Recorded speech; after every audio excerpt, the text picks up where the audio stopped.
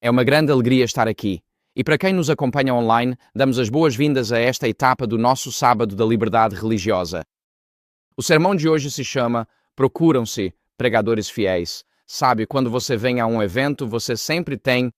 Se você imaginar o aeroporto O'Hare de Chicago, quando passa por baixo dos aviões chegando para pousar, vê sempre uns 5 ou 6 vindo em sua direção sem saber qual deles descerá primeiro. Ao pregar num evento como este, eu digo, Senhor, é como se houvesse 3 sermões querendo pousar ao mesmo tempo. Qual deles vamos compartilhar hoje? E então você ora sobre isso e às vezes você faz a escolha no último minuto e você diz ao Senhor que o Senhor me dê alguém que diga algo que me direcione para um certo caminho. O sermão de hoje é Procuram-se Pregadores Fiéis. Como Jonathan disse, faremos uma oferta antes do pastor Kelly falar no último bloco desta manhã. O título é Procuram-se Pregadores Fiéis. Convido você a inclinar a cabeça comigo para pedirmos a presença do Espírito Santo. Vamos orar. Nosso Pai Celestial, agradecemos-te pelas bênçãos até aqui neste dia de sábado. Pai, agradecemos-te por esta maravilhosa exposição do Dr. Herbs sobre a verdade a respeito do sábado. E te agradecemos, Senhor, porque o sábado é um memorial da criação e uma celebração da libertação da escravidão do pecado. Agora, Senhor, ao falarmos da necessidade de pregadores para todos nos levantarmos, para falar e brilhar por Ti nas horas sombrias da terra, oro para que o Teu Espírito Santo desça sobre mim e que Tu fales através de mim. Peço, Senhor, perdão pelos nossos pecados, para que nada se interponha entre Ti e nós nesta manhã. Então, Senhor, entregamos totalmente estes momentos em Tuas mãos. Peço que corações sejam tocados e vidas transformadas, iluminando lares e mudando comunidades, pelo que for dito e feito hoje. Obrigado, Pai, por ouvir esta oração. Em nome de Jesus, nós te agradecemos muito. Amém. Muito bem. Então, esta será a nossa jornada juntos hoje. Primeiro, vamos introduzir o que houve no livro de Atos com os apóstolos e o Sinédrio. Depois veremos a história de um sacerdote turbulento. Talvez vocês já tenham ouvido falar dele. Alguns de vocês talvez não o conheçam, mas ele é um sacerdote famoso na Inglaterra e tem um legado na América. Depois conheceremos os pregadores batistas que nos deram a primeira emenda e a liberdade religiosa no país e como essa história aconteceu. Então veremos o que acontece hoje em dia e também os desafios atuais antes da nossa conclusão. Então essa é a jornada que vamos percorrer nesta manhã. E assim, vamos começar olhando para o livro de Atos, capítulo 5. E para contextualizar aqui, em Atos capítulo 5, os apóstolos estavam pregando sobre o Cristo ressuscitado em Jerusalém, e isso as autoridades não queriam ouvir. Eles não queriam ouvir que o Jesus que eles crucificaram havia ressuscitado dos mortos. E então eles começaram a praticar a cultura do cancelamento contra os pregadores da verdade presente. Eles os colocaram na prisão, consumidos de inveja e medo, pois a pregação de Atos 5 fazia com que o povo se voltasse contra as autoridades religiosas da época, dizendo, vocês nos traíram e crucificaram o próprio Messias. Então, os apóstolos foram presos, eles foram colocados na prisão, mas Deus enviou um anjo e ele os libertou da prisão. E assim, tendo sido libertos da prisão, eles voltaram diretamente a fazer o que não deviam, pregar sobre Jesus Cristo ressuscitado no templo de Jerusalém. O Sinédrio e as autoridades judaicas irritados os chamaram para prestar contas em uma entrevista e conforme você vê na tela, o texto de Atos 5, 27 e 28. E diz ali, o sumo sacerdote os interrogou dizendo, demos ordens estritas para não pregarem nesse nome. No entanto, vocês encheram Jerusalém com seu ensino e estão determinados a nos culpar pelo sangue desse homem. Assim, as autoridades religiosas se opunham à pregação do Espírito e à verdade do Evangelho. Um dos professores mais respeitados em Jerusalém naquela época era Gamaliel. Ele é conhecido como Gamaliel II e foi uma das maiores mentes do judaísmo no primeiro século. Ele lembrou ao Sinédrio que anteriormente outros pregadores haviam surgido e pregado sobre revolução contra Roma. Eles pregavam que talvez fossem o Messias. Eles pregavam sobre um Messias que estava por vir. Ele lembrou que os ministérios dos pregadores anteriores não deram em absolutamente nada, fracassaram. E agora disse, melhor não punir esses apóstolos, pois se isso for de Deus, vocês não poderão lutar contra isso. Se for dos homens, não vai dar em nada. E vemos que, essa citação está ali. Ele diz: eu lhes digo, afastem-se desses homens e deixem-nos em paz, porque se este plano ou esta obra for de origem humana, fracassará. Mas se for de Deus, vocês não poderão destruí-los. Nesse caso, vocês podem até se ver lutando contra Deus. Então, aqueles pregadores perseguidos, após serem açoitados, foram liberados de volta à convivência e voltaram ao que Deus os havia chamado para fazer: proclamar as boas novas de Jesus de Nazaré como o Cristo e o Messias.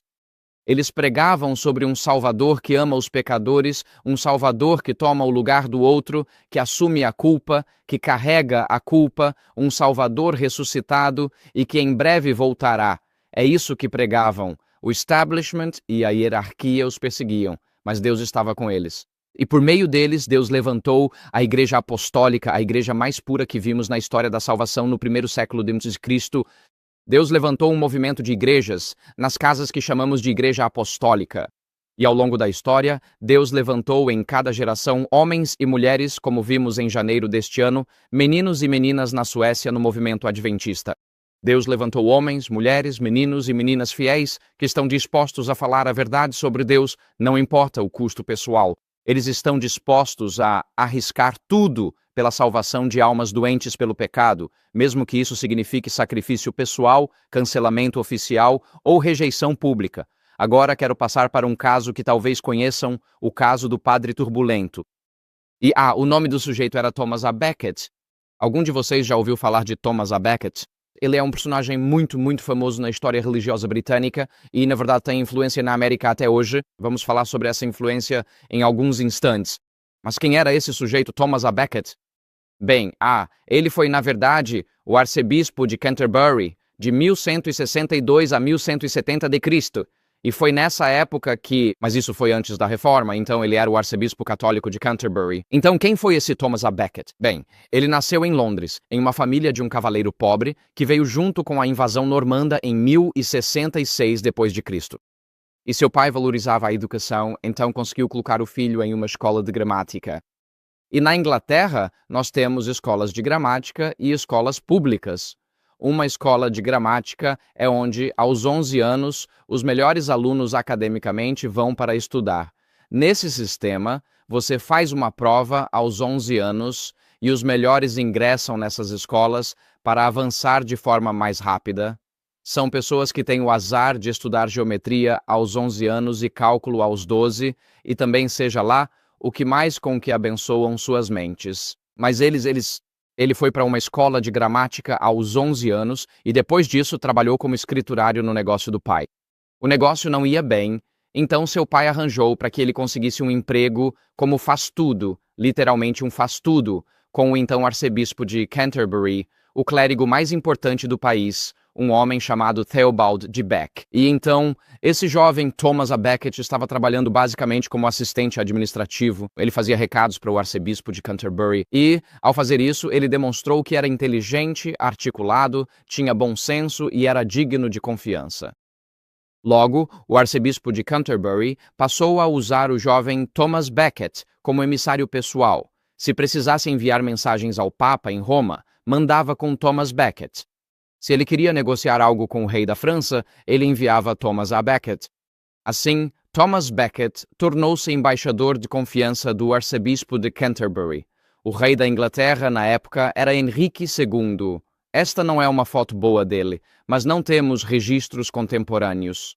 Pelo menos não consegui encontrar nenhuma na Amazon ou no Google, mas Henrique II, ele foi rei da Inglaterra de 1154 a 1189 e foi um grande rei em termos de suas habilidades organizacionais. E ele precisava ser, porque se você olhar para onde ele era rei da Inglaterra, mas não da Escócia. Ele era rei da Inglaterra, ele era rei da Normandia, no norte da França, de Anjou, no sudoeste e oeste da França, Aquitânia e Bretanha, e partes de Gales e da Escócia.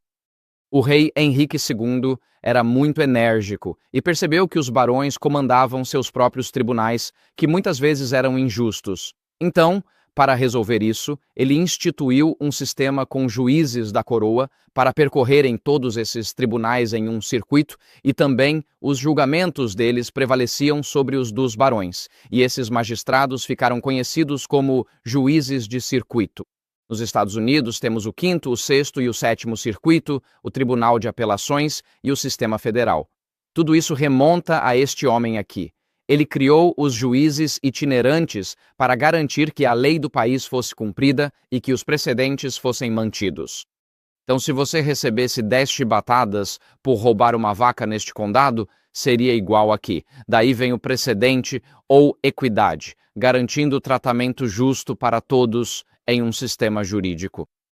Então, Henrique II passou a maior parte do reinado a cavalo, viajando por seu reino. Veja no mapa da Europa Ocidental, o reino dele incluía a Inglaterra, partes ocidentais da Irlanda e também o oeste da França. Acho ridículo a França se dizer uma nação própria, sendo que seu rei já foi o rei da Inglaterra e da França.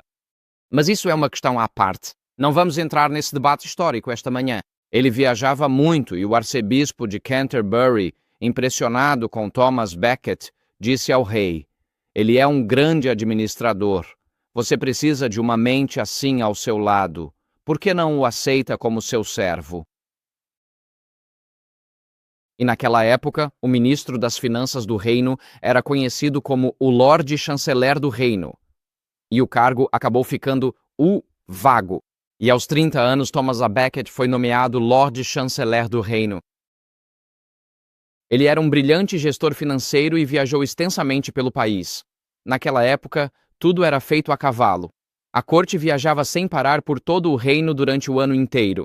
O rei nunca descansava em lugar algum. Ele precisava impor sua autoridade, manter a lei do rei. E Thomas A. Becket foi com ele e passou alguns anos viajando com o rei, cuidando dos assuntos financeiros do reino. E, durante esse tempo, houve grande progresso social e econômico dentro do reino. Mas naquela época, havia uma grande luta acontecendo entre o Estado, o rei e a igreja. E qual era essa luta? A questão era, a lei civil tem jurisdição sobre os padres da igreja? Houve um confronto. A igreja dizia que, se um padre fosse culpado de um crime, ele deveria ser julgado nos tribunais eclesiásticos. E o rei Henrique II dizia, não, se um padre for acusado de um crime, ele deve ser julgado nos tribunais civis.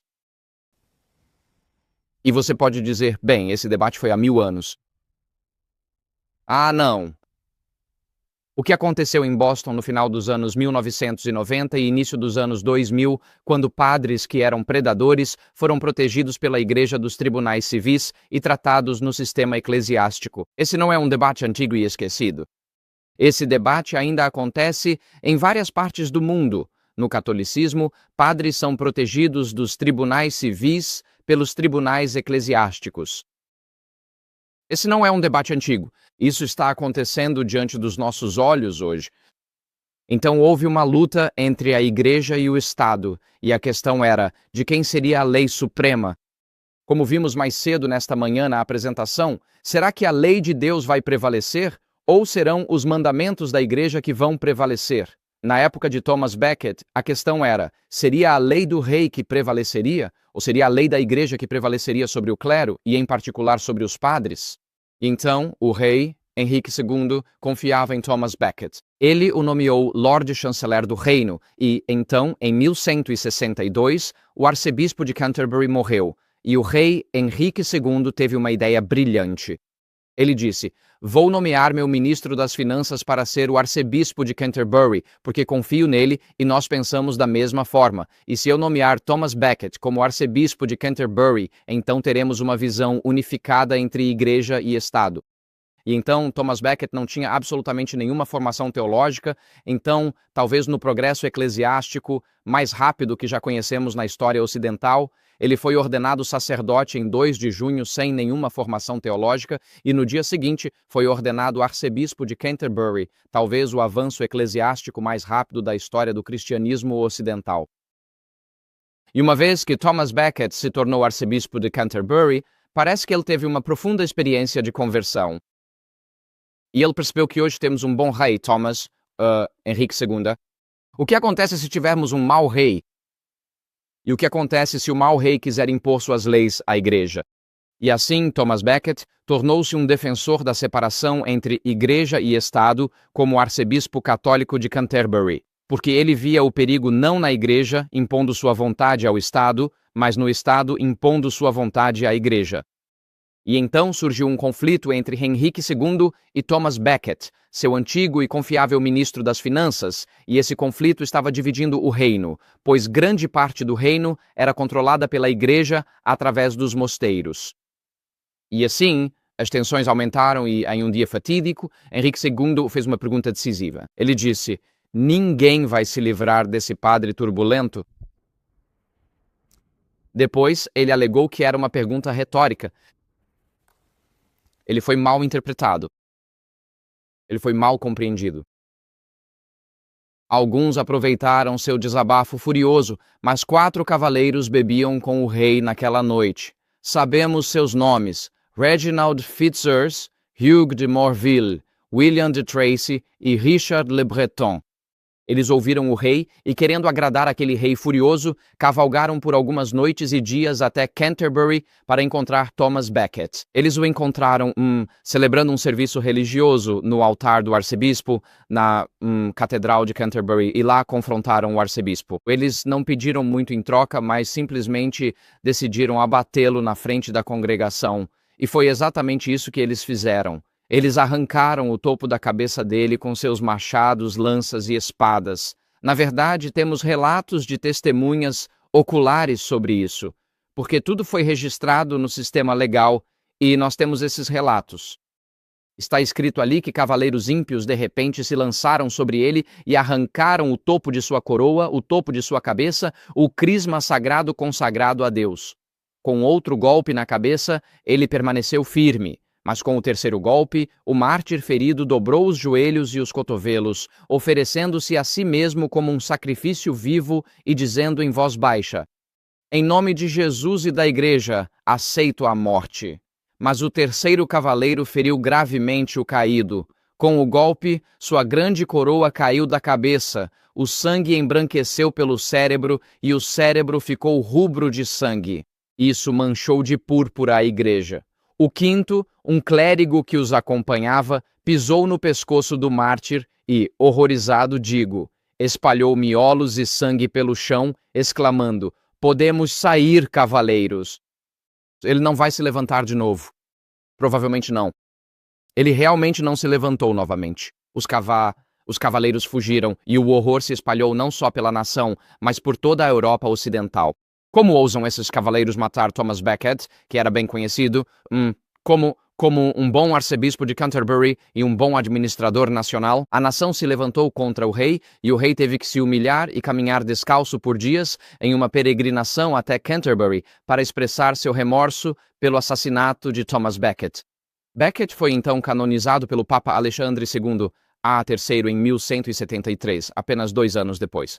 Esta foi uma das canonizações mais rápidas da história da Igreja Católica, e seu túmulo, como você vê na tela, na Catedral de Canterbury, tornou-se o santuário mais popular da história britânica, inspirando peregrinações e veneração de toda a Europa por 600 anos.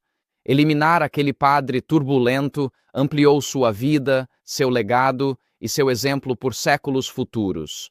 Esse impacto chega até mesmo aqui na América, com o Becket Fund for Religious Liberty, que continua existindo lá na cidade de Washington, D.C. O Becket Fund for Religious Liberty é baseado nos princípios que Thomas Becket defendia lá nos anos 1100. É uma instituição sem fins lucrativos, apartidária, jurídica e educacional, que se inspirou na vida e nos ensinamentos do arcebispo Thomas Becket, aquele sacerdote turbulento que foi morto por um rei vingativo. Qual foi seu crime? Insistir que igreja e Estado deveriam ser separados. Vamos agora a um exemplo mais recente da nossa própria história aqui na América, os corajosos batistas. Então, no final da década de 1590 e início dos anos 1600, a Igreja da Inglaterra tinha muitas influências papais, especialmente em seus cultos. Até hoje, tanto na Inglaterra quanto nos Estados Unidos, na igreja anglicana ou episcopal, cada congregação individual é considerada High Church ou Low Church. High Church remete ao culto católico, enquanto Low Church é similar ao batista ou metodista mais informal. Assim, a igreja anglicana mantinha fortes traços papais no fim de 1590. E lembramos que Henrique VIII, ou Henry VIII, não fundou a Igreja da Inglaterra por alguma convicção religiosa profunda. Ele fundou a Igreja da Inglaterra porque queria que o Papa anulasse seu primeiro casamento. Como o Papa recusou, ele decidiu romper com Roma e criou sua própria igreja, tornando-se o chefe para anular o próprio casamento. Isso é o que eu chamo de mudar as regras do jogo. A Igreja da Inglaterra não nasceu de convicções teológicas profundas, embora elas tenham surgido entre os membros nos anos 1600. Devido a essas influências na Igreja da Inglaterra, surgiu dentro da própria Igreja um grupo conhecido como os Puritanos, que pressionavam por uma reforma para livrar a instituição da ideologia, da teologia e das práticas papais. E desse grupo surgiram os pais peregrinos. Bem, em 1608 havia um pregador inglês. O nome dele era John Smith, que é, assim, um dos nomes mais ingleses que se pode imaginar. Muitos dos nomes na Idade Média estavam relacionados à sua profissão, então esse homem provavelmente era um ferreiro. É por isso que o nome dele é Smith. Se você fosse um Miller, isso significava que você fazia barris de madeira e coisas assim. Se o seu nome era John Shepherd, você era um pastor de ovelhas por profissão. Muitos dos nossos nomes hoje em dia vêm justamente das profissões que as pessoas tinham na Idade Média. John Smith era um pregador anglicano e, em 1608, liderou uma congregação de dissidentes. Na tradição inglesa, ser dissidente tem uma longa e nobre tradição. Você tem a Igreja da Inglaterra, que era parcialmente papal em sua teologia. Por séculos, ministros e congregações dissidentes foram fiéis ao evangelho puro, rejeitando a influência papal. Eles se espalharam por Escócia, Gales e Irlanda. Muitos sofreram perseguição, como John Bunyan, autor de O Peregrino. E assim, havia uma longa tradição na Inglaterra de pregadores dissidentes. Bem, John Smith, por volta de 1608, ficou convencido de que o batismo infantil não era bíblico e ele ensinou o princípio do batismo de crentes. Mas o que devemos fazer para sermos salvos? Atos 2, 38 a 39, a resposta é: arrependa-se e seja batizado e creia no nome do Senhor Jesus Cristo. Ou seja, se você vai ser batizado, deve ser porque acredita no Evangelho. E assim, ele começou a ensinar o princípio do batismo de crentes em vez do batismo infantil, e isso foi um golpe no poder da Igreja da Inglaterra. Seria como fazer uma série de 4 partes sobre o dízimo, com o mesmo efeito no mundo adventista atual, mas acreditavam que o batismo infantil era o centro do poder eclesiástico. Por que isso? Porque na Igreja da Inglaterra e na Europa, os bebês eram batizados ao nascer. E uma vez batizado, você agora fazia parte da Igreja da Inglaterra ou da Igreja de Roma, sujeito à autoridade eclesiástica, às regras e às leis daquela igreja. E você não podia escapar disso a menos que fugisse do país e, talvez se tornasse um protestante do ponto de vista católico ou um dos pais peregrinos do ponto de vista anglicano. Uma vez batizado nessa igreja ainda bebê, você ficava preso àquele sistema até a menos que fizesse uma mudança radical na sua vida. E John Smith começou a pregar que o batismo infantil não é bíblico. A igreja não deve impor suas opiniões, estrutura e autoridade sobre bebês. Devemos praticar o batismo de crentes. Por isso, ele foi perseguido por bispos anglicanos, fugindo para Amsterdã.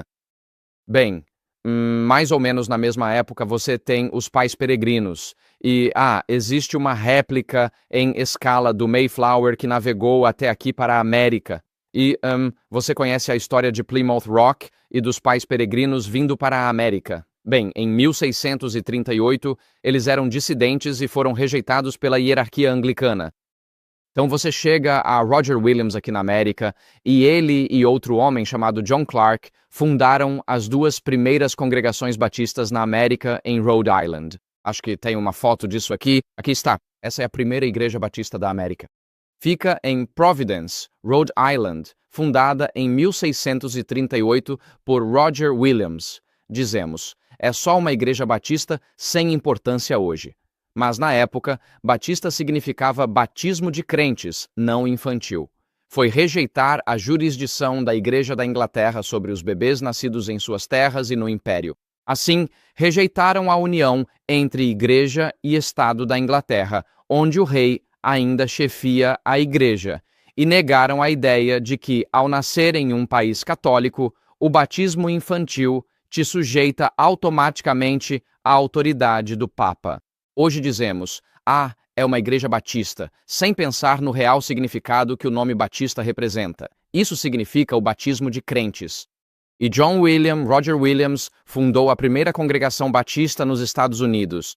O que esses batistas ensinavam no início dos anos 1600? Eles ensinavam a justificação pela fé, a necessidade de uma conversão pessoal, a necessidade do batismo de crentes e o sola scriptura, e rejeitavam as igrejas nacionais em favor de uma abordagem congregacionalista.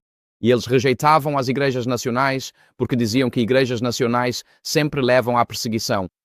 O que ouvimos esta manhã do Dr. Herbst, que quando há união entre igreja e Estado, isso sempre leva à perseguição. Os batistas de 1630 em Rhode Island entendiam bem esse princípio.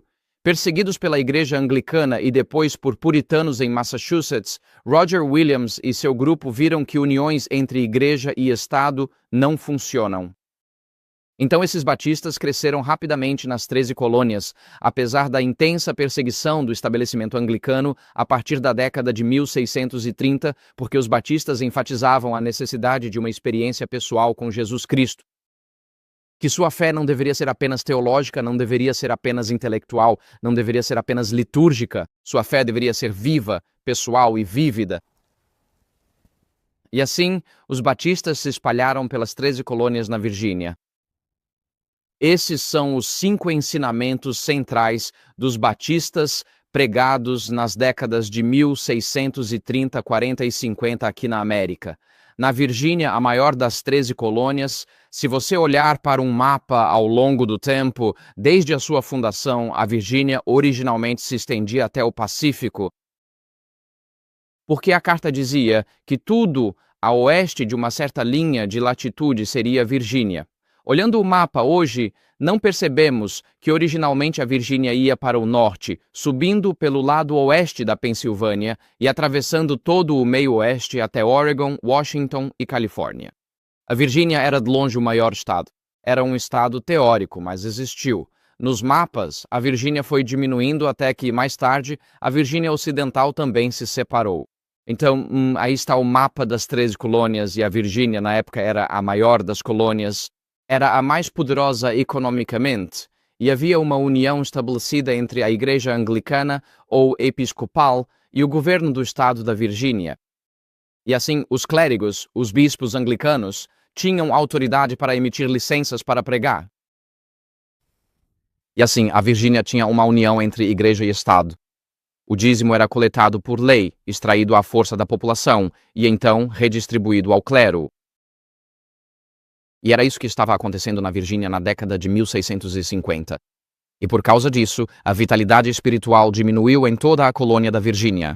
E houve um aumento de jogos de azar, rinhas de galo, corridas de cavalos e muitas outras atividades que afastavam os homens dos cultos de domingo. Mas muitas pessoas eram atraídas pelos pregadores batistas itinerantes e clandestinos que estavam pregando a necessidade de um encontro pessoal com Cristo e a necessidade de nascer de novo em um nível pessoal, e a necessidade de criar, se necessário, igrejas domésticas para se libertar do domínio do establishment anglicano. E esses batistas foram espancados, atacados por multidões, apedrejados e presos. E mais notavelmente, isso aconteceu em Culpeper, Virgínia. E mesmo assim, eles permaneceram fiéis à sua pregação. E se você for a Culpeper hoje, vá à Central Baptist Church. Eles têm, na verdade, um pequeno museu dedicado aos pregadores batistas desde a década de 1650. E isso nos afeta diretamente hoje, como estamos prestes a ver. Anos atrás, contei uma história numa igreja de vila sobre isso. Depois de 20 anos de casamento, sou mandado ao mercado e não consigo lembrar o que devo fazer. O motivo é que, após 20 anos, é o que psicólogos forenses chamam de institucionalização. Não consigo mais pensar racionalmente fora de casa. Alguns homens sabem do que falo, que precisam de orientação, senão as coisas saem do controle. disse às crianças: aprendam esta palavra de 8 sílabas, institucionalização. Os homens riam no culto, e as mulheres me davam olhares de raiva. Mas há outra palavra que quero compartilhar com vocês hoje, e é esta: desestabelecimento. Desestabelecimento. Então, desestabelecimento significa que havia algumas pessoas, os padres e pastores anglicanos, que apoiavam o estabelecimento, ou seja, a união entre a Igreja Anglicana e o Estado da Virgínia, e os batistas eram contra o estabelecimento, por isso eram desestabelecimentaristas. Então, esse é um trava-língua que você pode dominar hoje à noite: desestabelecimento. E um desses pregadores presos foi este aqui, chamado John Leland. Ele era abolicionista, defensor da liberdade de consciência e, mais importante ainda, era um grande amigo de Thomas Jefferson e James Madison. E esse relacionamento foi essencial para o que aconteceu com a promulgação da primeira emenda. John Leland era escritor, temos seus escritos até hoje, e foi isso que ele escreveu. Ele disse: todo homem deve prestar contas de si mesmo a Deus e, portanto, todo homem deve ter liberdade para servir a Deus da maneira que melhor se concilie com sua consciência. Se o governo responder pelos indivíduos no juízo final, então que ele os controle em assuntos religiosos. Caso contrário, que os homens sejam o quê? Que os homens sejam livres. Se a irmã White escrevesse isso, eu diria: louvado seja o Senhor. Mas John Leland escreveu isso como batista. E o que ele escreveu é verdade. Governos não respondem por indivíduos. Cada um responderá a Deus por suas palavras e atos. Portanto, precisamos agir em harmonia com nossa consciência. Era o que John Leland pregava entre as décadas de 1750 e 1770. Influenciado por ele, Thomas Jefferson escreveu o Estatuto da Virgínia para a Liberdade Religiosa em 1787, aprovado em janeiro de 1786, um marco incrível para a liberdade religiosa. E este é o Estatuto da Virgínia para a Liberdade Religiosa, que foi redigido em 1777. Note que está próximo à Revolução Americana e da Declaração de Independência. Foi redigido por Thomas Jefferson, conforme o Estatuto da Virgínia. Diz assim: considerando que o Deus Todo-Poderoso criou a mente livre, pela ímpia presunção de legisladores e governantes, civis assim como eclesiásticos, que sendo eles próprios apenas homens falíveis e não inspirados, assumiram domínio sobre a fé de outros, estabelecendo suas próprias opiniões e modos de pensar como os únicos verdadeiros e infalíveis, e como tal, tentando impô-los aos demais, estabeleceram e mantiveram falsas religiões na maior parte do mundo, e ao longo de todo o tempo, fica decretado pela Assembleia Geral que nenhum homem será obrigado a frequentar ou sustentar qualquer culto local ou ministério religioso, seja qual for, nem será forçado, restringido, molestado ou onerado em seu corpo ou bens, nem sofrerá de qualquer outra forma por causa de suas opiniões ou crenças religiosas. Mas que todos os homens serão livres para professar e, por meio de argumentos, defender suas opiniões em questões de religião, e que isso de forma alguma diminuirá, aumentará ou afetará suas capacidades civis. Não há teste religioso para pessoas em cargos públicos. Na parte em vermelho diz: no entanto, somos livres para declarar que os direitos aqui afirmados são direitos naturais da humanidade, ou seja, vêm de Deus, não do governo, e que, se qualquer ato for aprovado para revogar o presente ou restringir sua aplicação, tal ato será uma violação dos direitos naturais. Esse Estatuto da Virgínia sobre Liberdade Religiosa foi redigido em 1777. Em 1788, John Leland se encontrou com James Madison, o pai da Constituição, e tiveram uma conversa na Virgínia rural. Esse encontro garantiu a adoção da Constituição norte-americana pela Virgínia. Constituição. Mas então Madison, fortemente influenciado por John Leland, apresentou. Ele propôs a primeira emenda ao Congresso, que temos em nossa Constituição, a Declaração de Direitos, que garante liberdade religiosa, liberdade de expressão e uma imprensa livre. Então James Madison, profundamente influenciado pelo pensamento de John Leland, apresentou essa emenda à Constituição do Zemanawa. Constituição: que tipo de lei o Congresso deve fazer? Nenhuma lei que respeite o estabelecimento de uma religião, ou proíba o livre exercício dela, ou restrinja a liberdade de expressão ou de imprensa, ou o direito do povo de se reunir pacificamente e de peticionar ao governo para a reparação de agravos. E assim, ao olhar para a história da primeira emenda e para a liberdade que temos hoje de religião, de expressão e de imprensa, a liberdade de adorar de acordo com a sua consciência, podemos traçar isso não apenas a James Madison, que apresentou essa emenda para a Declaração de Direitos, mas também aos pregadores batistas. Eles tiveram uma influência profunda sobre ele, em particular o pastor John Leland, no final da década de 1780. Esses corajosos pregadores batistas suportaram difamação e perseguição na Inglaterra. Foram perseguidos na Europa, em Massachusetts e em todas as 13 colônias, do período de 1638 em diante até a época da fundação dos Estados Unidos. Constituição, eles foram perseguidos pelos líderes da Igreja Anglicana na Virgínia por quase 100 anos, foram odiados e caçados pelo establishment anglicano. Ainda assim, sua mensagem de liberdade de consciência triunfou, e seu legado é a primeira emenda da Declaração de Direitos. Enquanto louvam a Deus por esses corajosos pregadores batistas que por mais de 100 anos nas 13 colônias e antes disso na Inglaterra pregaram. Primeiro o batismo dos crentes, depois a justiça pela fé, como eles entendiam, e então a separação entre igreja e Estado e o direito de adorar a Deus de acordo com a sua consciência. E essa primeira emenda da Declaração de Direitos, este é o princípio fundamental sobre o qual a América foi construída. Porque liberdade de consciência significa liberdade para pensar. E quando você tem liberdade para pensar, tudo flui a partir disso. Tudo. E é por isso que o discurso forçado é um ataque à liberdade de consciência. Talvez você conheça Jordan Peterson, nos Estados Unidos e no Canadá. Ele ganhou destaque em 2016 porque o governo canadense aprovou uma lei exigindo que você usasse pronomes preferenciais. E ele disse, se você está obrigando o discurso, isso significa que está obrigando a forma como eu penso. Isso significa que o governo está entrando entre as minhas duas orelhas aqui em cima. E uma vez que o governo tem o direito de obrigar o pensamento, então você já não é mais um povo livre. E assim, vemos essas lutas acontecendo ainda hoje, com o discurso forçado em certas partes do nosso país. E você deve usar certos pronomes. Na Irlanda, há cerca de 3 meses, um professor de escola católica foi condenado à prisão perpétua, porque ele se recusou a usar os pronomes preferenciais de um de seus professores. Tornou-se um caso muito famoso no sistema jurídico irlandês. A Irlanda teve o catolicismo por mais de 1000 anos, mas abusos terríveis, como as lavanderias de Madalena e as casas de trabalho para os meninos, geraram uma grande reação em meados da década de 90. Agora, a Irlanda é um país muito secular, tendo votado a favor do casamento entre pessoas do mesmo sexo e do aborto sem restrições, entre várias outras coisas, como uma reação contra 1000 anos de supremacia católica. E nessa reação, esse pregador católico, professor, acabou de receber uma longa pena de prisão perpétua porque se recusa a usar os pronomes preferidos. Portanto, essas lutas não são coisa do passado. Essas lutas estão acontecendo diante de nós hoje. Elas estão acontecendo diante de nós hoje. O mundo é movido por ideias e, mais importante ainda, o mundo é movido pela verdade.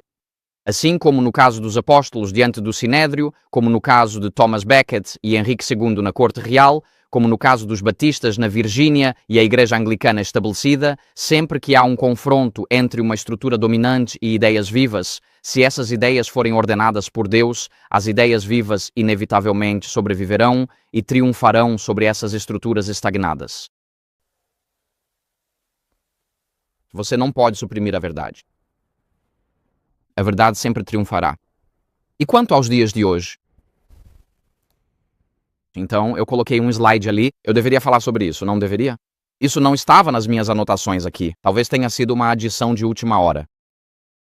Quando os puritanos vieram para a América, um pregador, pouco antes de atravessar o Atlântico em 1630, fez um sermão famoso chamado Um Modelo de Caridade Cristã.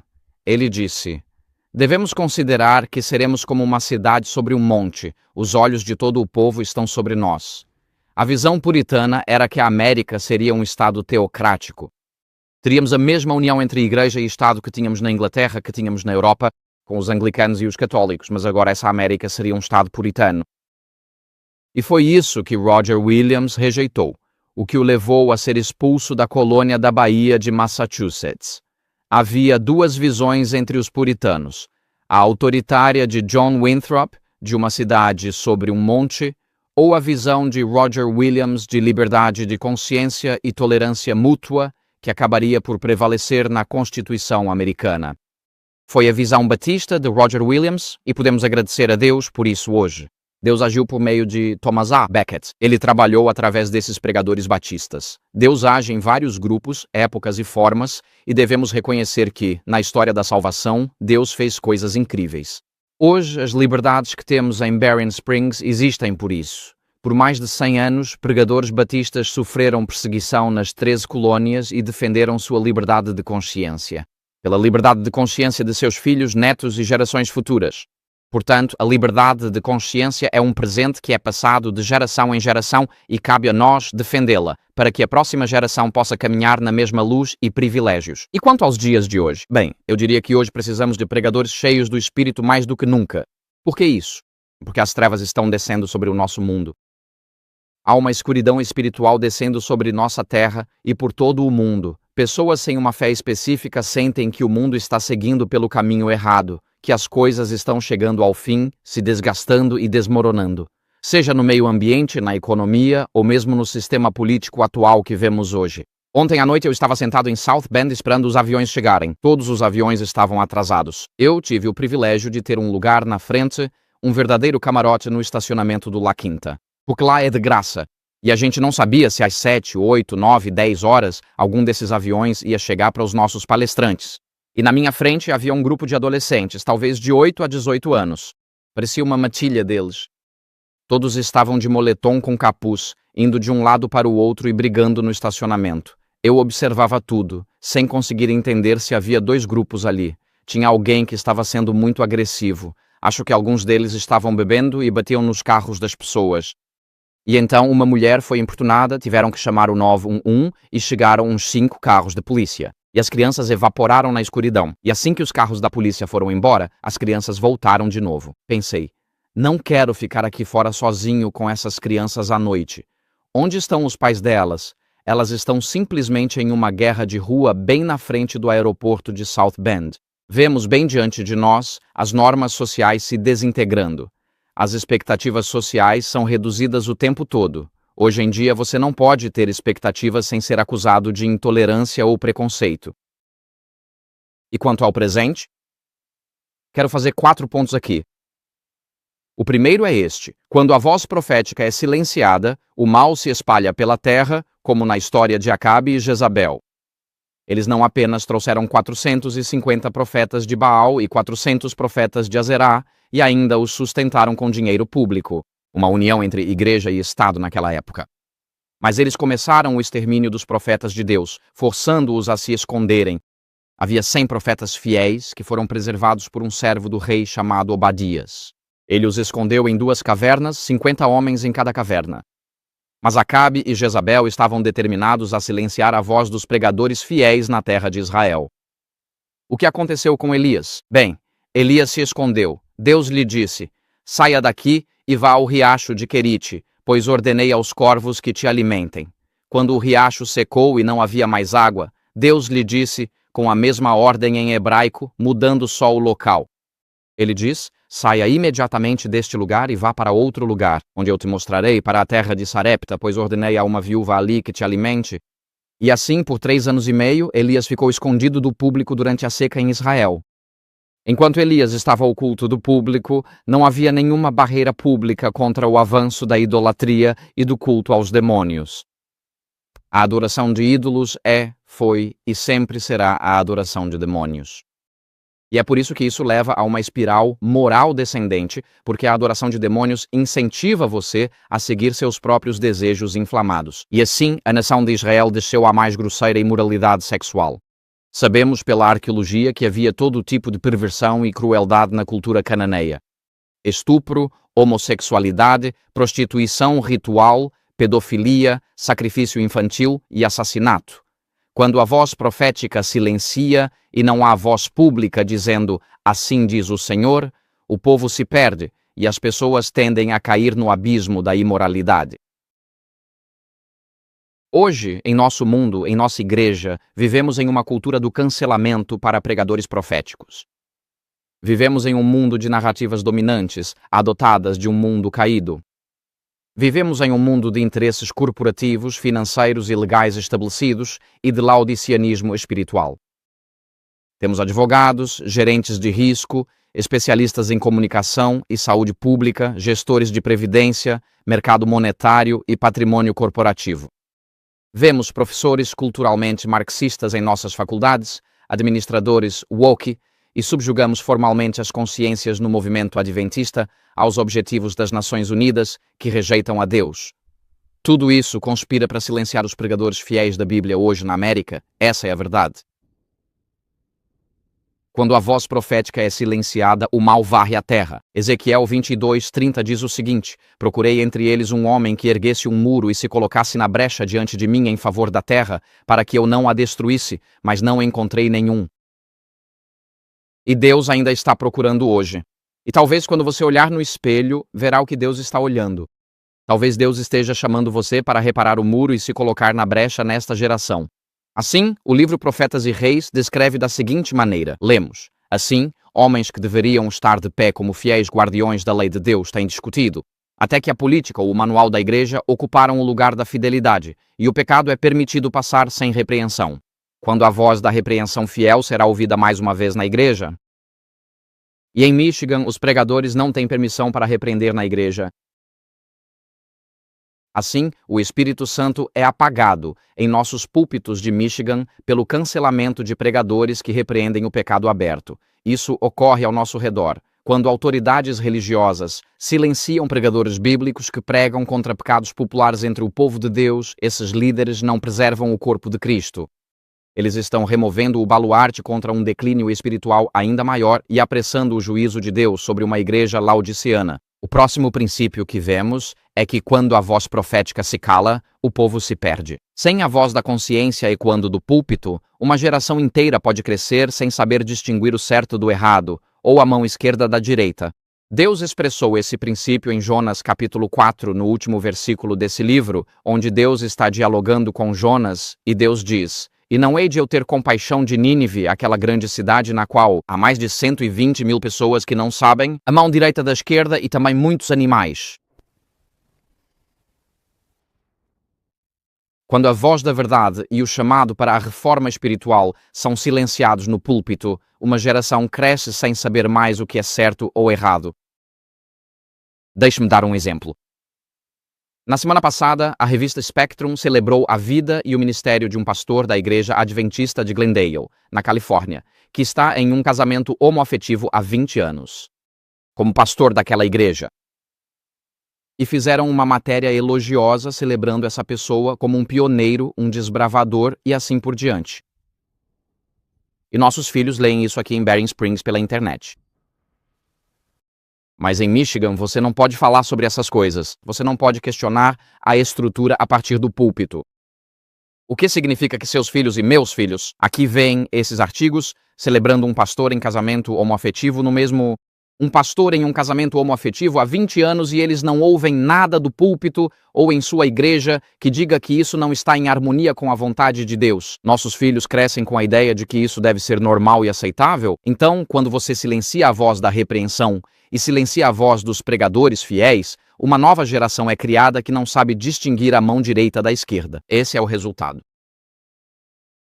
O espírito de profecia descreve assim aqueles que Deus não pode usar. Homens que em tempos de perigo, quando a força, a coragem e a influência de todos são necessárias, têm medo de tomar uma posição firme pelo que é certo. Deus chama homens que travarão uma batalha fiel contra o erro, lutando contra principados e potestades, contra os dominadores espirituais das trevas deste mundo, contra a maldade espiritual nas regiões celestiais. É a esses que ele dirá as palavras: muito bem, servo bom e fiel, entra no gozo do teu Senhor. Deus está chamando homens e mulheres que tenham força, coragem e influência, que não tenham medo de se levantar pela verdade. Gostaríamos que todos nós fôssemos esse tipo de homem e mulher hoje. Que todos nós tenhamos a coragem, a força e a influência para firmemente defender o que é verdadeiro. Então, o próximo princípio que analisamos aqui é este. Quando a voz profética é cancelada, o principal meio de comunicação de Deus é silenciado entre o seu povo. Você sabe, as pessoas perguntam: a pregação ainda importa? E eu diria, admito que talvez eu, o pastor Kelly e todos os pregadores de hoje tenhamos um interesse pessoal nisso, mas a pregação ainda transforma vidas. A pregação transforma vidas. A pregação não é sobre preencher um espaço. A pregação não é sobre cobrir um pregador doente. A pregação não é sobre corrigir os membros. É sobre atender às necessidades espirituais da sua congregação no tempo e no lugar em que vivem. É sobre aproximar as pessoas do nosso amoroso Pai Celestial em arrependimento e confissão para receber o derramamento do Espírito Santo. A pregação é sobre exaltar Jesus para que, se eu for exaltado, atrairei todos a mim. A pregação é sobre cumprir a promessa de João 6. Jesus diz, e se alguém vier a mim, de maneira nenhuma o lançarei fora. Que promessa linda! Que seja quem for você, de onde quer que venha, se vier a mim, jamais o rejeitarei. E se você olhar para os 12 discípulos, Jesus nunca dispensou um discípulo, nem mesmo Judas. Jesus nunca dispensou um discípulo, e o ministério dele foi o cumprimento dessa promessa lá em João capítulo 6. A pregação tem como objetivo atrair pessoas a Jesus Cristo. Romanos 10, 14, 17. Diz uma passagem famosa, mas como invocarão aquele em quem não creram? E como poderão acreditar em alguém de quem nunca ouviram falar? E como eles ouvirão se não houver quem o anuncie? E como proclamarão se não forem enviados? Como está escrito, quão formosos são os pés daqueles que anunciam boas novas. Mas nem todos obedeceram às boas novas, pois Isaías diz, Senhor, quem creu em nossa mensagem? Assim, a fé vem pelo que se ouve, ou seja, pela palavra de Cristo. A fé vem pelo ouvir a palavra de Deus. E os pregadores, professores, anciãos e diáconos fiéis proclamarão a palavra de Deus, porque a palavra de Deus é vida. E quando pregamos a palavra da vida, pode ser uma repreensão, um encorajamento ou uma orientação, mas é sempre a vida que vem de Deus. E quando pregamos, devemos pregar em torno da palavra de Deus, porque somos apenas mensageiros, mas a mensagem é uma mensagem de amor do nosso Pai Celestial. E assim, quando a voz profética é cancelada na sociedade ou na igreja, o principal meio de comunicação de Deus é silenciado. O Quinto Testamento diz o seguinte, o ministro de Deus deve clamar em alta voz, sem poupar, como uma trombeta, para mostrar ao povo sua transgressão e à casa de Jacó os seus pecados. O Senhor diz que eles o buscam diariamente e têm prazer em conhecer os seus caminhos como uma nação justa, mas são autoenganados e autocomplacentes, e o ministro deve clamar em alta voz para mostrar-lhes suas transgressões e pecados. Em todas as épocas, esse trabalho foi realizado para o povo de Deus e agora é mais necessário do que nunca. Portanto, Deus está procurando pessoas que tenham coragem de se manifestar e clamar em alta voz contra os pecados abertos entre o povo de Deus. Ao fazer isso, protegemos a próxima geração. Deixamos a próxima geração saber que isso não está em harmonia com a vontade de Deus. E se silenciarmos essas vozes, teremos o sangue dessa geração em nossas mãos. Precisamos nos manifestar sobre o pecado aberto, porque se não o fizermos, a próxima geração vai assumir que isso deve ser aceitável. Portanto, quando a voz profética é silenciada, o principal meio de comunicação de Deus é silenciado entre o seu povo. E por fim, quando a voz profética é comprometida, o pregador perde o poder espiritual. Então, quando Acabe e Josafá quiseram ir para a guerra, eles quiseram consultar os profetas e buscar orientação. Eles deveriam ir à guerra contra o rei da Síria ou não deveriam ir à guerra contra o rei da Síria? E eles reuniram os 400 profetas conhecidos de Deus, e esses 400 profetas de Deus foram reunidos na praça pública. E todos eles responderam que Deus entregaria o inimigo nas mãos de Israel. Então eles disseram ao rei Acabe o que ele queria ouvir. Eles eram profetas de aluguel. Eles estavam financeiramente comprometidos. E Josafá percebeu que algo não estava certo. Então ele disse, não há aqui um profeta do Senhor? Não um profeta do rei, não um profeta do sistema, não um profeta assalariado, não um profeta de aluguel, não um pregador contratado. Você tem aqui um profeta do Senhor? Tivemos esses 400 homens, mas algo aqui não soa certo. Me dê um profeta do Senhor. E havia ali um profeta do Senhor. O nome dele era Micaías. Ele foi levado diante dos 2 reis. Os 400 profetas fiéis daquela história estavam determinados a buscar o favor de Acabe, não o favor de Deus. O que eles diziam era politicamente conveniente, palavras feitas para agradar e não para guiar o rei, e por isso falavam falsamente. Os pregadores, da mesma forma, não pregam para agradar a audiência. Eles pregam para guiá-los em caminhos de justiça. Nós não pregamos para fazer as pessoas se sentirem bem consigo mesmas. Nós pregamos para que as pessoas se sintam bem em relação ao seu Salvador, Jesus Cristo, e por tudo o que Ele fez por elas. Pregamos para que as pessoas vejam que precisam de um Salvador, sua condição de pecadores perante Deus, mas também que há esperança em Jesus Cristo. Pregadores não pregam para agradar. Eles pregam para guiar as pessoas até os pés da cruz. O apóstolo Paulo disse assim: agora, busco a aprovação dos homens ou a aprovação de Deus? Ou tento agradar as pessoas? Se eu ainda estivesse agradando as pessoas, não seria servo de Cristo. E por que Paulo buscava agradar a Deus e não aos homens? Porque Paulo recebeu uma mensagem de Deus e ele iria transmitir fielmente essa mensagem de Deus ao povo dali. Se você conversar com muitos pregadores, eles dirão que quando Deus lhe dá uma mensagem, você precisa transmiti-la. E às vezes você senta aqui na frente e sente como se fosse um homem condenado prestes a enfrentar a cadeira elétrica, porque você sabe que esse sermão vai me causar um monte de problemas, e você sabe disso, mas está pregando o que Deus lhe deu para pregar. E se você não transmitir a mensagem, então o Espírito Santo pedirá a outra pessoa para transmitir essa mensagem. E talvez o Espírito Santo não visite mais o seu coração e mente sobre esses assuntos. E assim os pregadores pregam para agradar a Deus, não para agradar aos homens.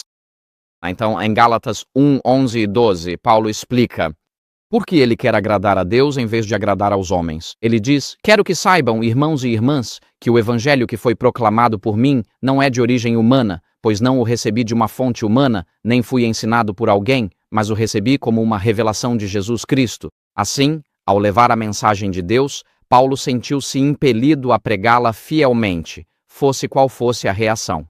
No Quinto Testamento, ele descreve: se o rosto do ministro não for como pedra, se não tiver fé e coragem indomáveis, se seu coração não for fortalecido na comunhão com Deus, ele moldará seu testemunho para agradar os ouvidos não santificados de seus ouvintes. Será que meu sermão vai afetar? Será que este sermão vai ofender a pessoa mais rica da minha congregação? Estamos arrecadando fundos para uma escola, para um novo telhado. Eu não quero afetar aqueles que têm bolsos fundos na igreja. Vou pregar uma série de sermões fáceis nas próximas semanas. É fácil fazer isso. Se Deus te chamou para ser professor da escola sabatina, para estudar com alguém em estudos bíblicos ou ser pregador, qualquer que seja o ministério, ou se lidera um programa de imersão em estilo de vida, estamos falando sobre os detalhes íntimos das pessoas. Fale a verdade. Você pode temperar com graça e amor, mas a verdade precisa estar contida nessa mistura. De qualquer forma, a citação continua. Ao evitar a crítica, o pregador afasta-se de Deus e perde o senso do favor divino. Seu testemunho fica insosso e sem vida. Ele vê sua coragem e fé sumirem e seus esforços tornam-se impotentes. O mundo está cheio de aduladores e dissimuladores que cederam ao desejo de agradar aos homens. Mas os homens e mulheres fiéis, você pode acrescentar, que não buscam o próprio interesse, mas amam tanto seus irmãos que não suportam vê-los no pecado, são realmente poucos. Quando uma voz profética é comprometida, o pregador perde o poder espiritual. Se você está pregando para agradar aos homens, está apenas falando palavra. Se prega para agradar a Deus, pregará a palavra de Deus. E todo pregador precisa fazer essa escolha antes de cada sermão. E você prega aquilo que o Senhor coloca em seu coração, porque as almas são preciosas e a eternidade é o prêmio. E assim, quando a voz do pregador é silenciada, o principal meio de comunicação de Deus é o silêncio. Quando a voz profética da pregação é comprometida, o pregador perde o poder espiritual. Então, ao chegarmos ao final, nosso tempo acabou e precisamos concluir aqui. Espero que possamos seguir em frente agora. Sim, aqui estamos. O livro Profetas e Reis diz o seguinte: ministros que agradam aos homens, que clamam paz quando Deus não falou de paz, fariam bem em se humilhar perante Deus e pedir perdão pela insinceridade e falta de coragem moral. Eles não suavizam a mensagem por amor ao próximo, mas por serem indulgentes e o quê? Amantes da comodidade. Qual é o seu julgamento sobre pregadores e professores que suavizam as mensagens da palavra, porque não querem causar ofensa social? O verdadeiro amor busca primeiro a honra de Deus e a salvação das almas. Aqueles que possuem esse amor não evitarão a verdade para se livrar das consequências desagradáveis de falar claramente. Quando almas estão em perigo, os ministros de Deus não pensarão em si mesmos, mas falarão as palavras que lhes foram dadas para falar, recusando-se a desculpar ou atenuar o mal. Palavras realmente poderosas. O verdadeiro amor busca primeiro a honra de Deus e a salvação das almas. E é disso que se trata a pregação. É disso que se trata ensinar na classe da escola sabatina. É disso que se trata ser um exemplo moral em sua família. É disso que se trata ser homens e mulheres para serem sacerdotes em sua família. Isso ocorre ao liderar desbravadores, aventureiros e outros projetos de estilo de vida da nossa igreja. O verdadeiro amor busca primeiro a honra de Deus e a salvação daquelas pessoas que Deus confiou aos nossos cuidados, mesmo que seja apenas por alguns momentos. O apóstolo Paulo, em nosso último slide aqui, diz: se anuncio o Evangelho, isso não me dá motivo para vanglória, pois uma obrigação me foi imposta, e ai de mim se não anunciar o Evangelho. Eu quero realmente encorajá-lo hoje a não permanecer mais em silêncio absoluto. Todos nós podemos pregar o Evangelho de uma forma ou de outra. Algumas pessoas usam palavras. Algumas pessoas usam palavras apenas se for absolutamente necessário. Mas todos nós também podemos compartilhar as boas novas de um Salvador que carrega o pecado, remove a culpa, ama o pecador e em breve virá. Lá no saguão temos muitos tipos diferentes de literatura. Tem o livro O Grande Conflito. Há vários outros materiais realmente excelentes lá fora. Quero encorajá-lo a ser um pregador de Deus nesta comunidade na próxima semana. Pegue algum material e ore pedindo: Senhor, nesta semana me dê uma oportunidade de compartilhar isso com alguém. Transmita a mensagem da salvação na sua vida, na sua esfera de influência. O Evangelho não é proclamado apenas lá na frente. É vivido no Walmart, no posto de gasolina e também ao trocar o óleo do carro. O Evangelho é vivido na biblioteca, é vivido na sala de aula. Ele ocorre ao caminhar com amigos de manhã. O Evangelho é vivido ao ir ao Taco Bell ou McDonald's. O Evangelho é compartilhado onde quer que estejamos e você pode dizer: não tenho o que dizer, Pastor Vine. Eu digo: bem, talvez você não tenha palavras, mas temos muitas coisas que podemos compartilhar com as pessoas. Quero encorajá-lo hoje a não aceitar que alguns pregam e nós simplesmente consumimos, pois todos temos um papel a desempenhar para concluir essa obra. Você pode ter um testemunho preparado, você pode carregar algum material literário, você pode carregar um folheto Glow, mas entre na luta, porque as almas são preciosas e a eternidade é um prêmio pelo qual vale a pena lutar. E quando chegarmos ao céu, quero encontrar pessoas no mar de vidro que digam: irmão Vini, estou aqui porque você fez isso ou aquilo. Todos queremos chegar lá e ver pessoas dizendo: irmão Vini, estou aqui porque você me deu aquele folheto no restaurante ou deixou um Glow no assento do avião. Você me visitou quando meus pais estavam doentes e me deu um livro sobre o luto e a esperança da ressurreição em Jesus Cristo.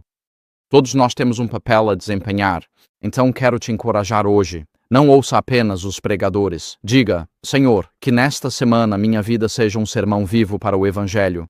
Que a minha vida seja um testemunho da bondade, do amor, da graça e do poder do nosso Pai Celestial, que é capaz de salvar completamente todos aqueles que o invocam. Entre na briga. Vale a pena.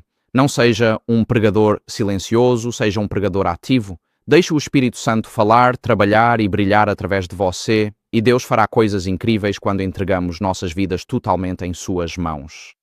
Que Deus nos abençoe enquanto brilhamos por Jesus com as liberdades que ainda temos na América até que Jesus volte. Amém. Amém. Então vamos fechar os olhos para orar antes de fazermos qualquer outra coisa. Eu convido você a orar comigo. Pai Celestial, ao encerrarmos este segmento, eu te agradeço por aquelas pessoas fiéis ao longo dos séculos que defenderam a liberdade de consciência. Eu te agradeço, Senhor, por aqueles corajosos batistas, aqueles corajosos metodistas, aqueles corajosos, até mesmo aquele arcebispo de Cantuária, Thomas Becket. Nós te agradecemos, Senhor, por aqueles apóstolos corajosos. E agora, Senhor, nesta geração que possamos ser contados entre os corajosos. Que possamos ser contados entre os corajosos. Que sejamos contados como homens e mulheres que só podem falar daquilo que vimos, ouvimos e sabemos sobre o nosso Salvador, Jesus Cristo.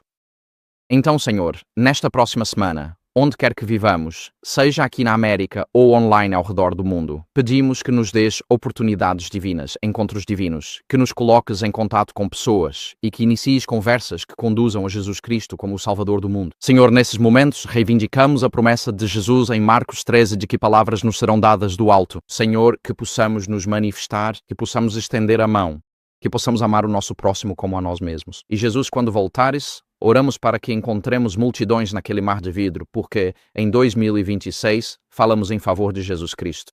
Essa é a nossa oração em seu santo nome. Amém.